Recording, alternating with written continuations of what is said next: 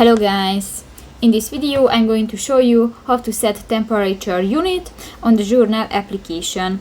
But first of all, I just want to mention, please don't forget to subscribe to our channel, because at 100,000 subscribers we are going to show you our YouTube revenue statistics and growth strategy, how to make money online. So let's jump into it. First of all, open the application on your device. So that's the home screen, and you can find different buttons. And if you want to set the temperature unit or select a different one, just go to the lower bar, click to the settings icon at the lower right corner of the home screen, and in the calendar options section, that's the second section, you can find the temperature option under the show week numbers. Click that, and here you can select the Celsius or the Fahrenheit. Actually I use the Celsius, but if you want to select the Fahrenheit, just click that and click to the done button, and that's it. So that's pretty much it for this video guys. See you in the next one. Bye bye.